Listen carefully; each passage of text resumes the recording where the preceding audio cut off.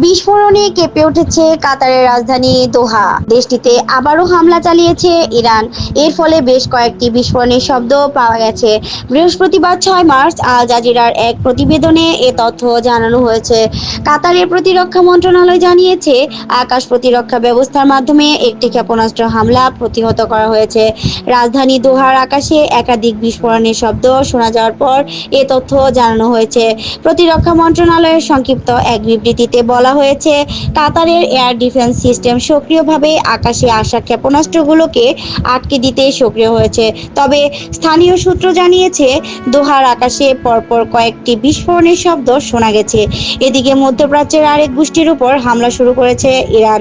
দেশটি জানিয়েছে, প্রতিবেশী দেশ ইরাকের স্বায়ত্তশাসিত কুর্দি অঞ্চলে কুর্দি সশস্ত্র গোষ্ঠীর বিরুদ্ধে অভিযান শুরু হয়েছে। একই সঙ্গে ইরান, ইসরায়েল এবং মধ্যপ্রাচ্যের মার্কিন স্থাপনাগুলোর উপর 19তম দফায় ড্রোন ও ক্ষেপণাস্ত্র হামলা চলছে। বৃহস্পতিবার 5 মার্চ আল জাজিরার এক প্রতিবেদনে এ তথ্য জানানো হয়েছে।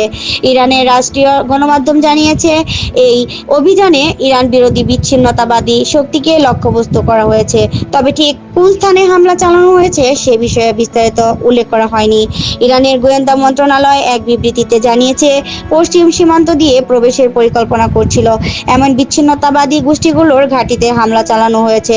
এতে তাদের বড় ধরনের ক্ষয়ক্ষতি হয়েছে। স্থানীয় সূত্রের বরাতে প্রতিবেদনে বলা হয়েছে, ইরাকের উত্তরাঞ্চলের সুলাইমানিয়া প্রদেশের একাধিক বিস্ফোরণের শব্দ শোনা গেছে। আরাবাদ, জারকুইজ ও সোরদাস এলাকার কাছে অন্তত 4টি বিস্ফোরণ ঘটেছে। ধারণা করা হচ্ছে, হামলার লক্ষ্যে ছিল ইরানি কুর্দি সশস্ত্র সংগঠন কামালার সদর দপ্তর। নাহিদা, কথা টিভি 71, ঢাকা।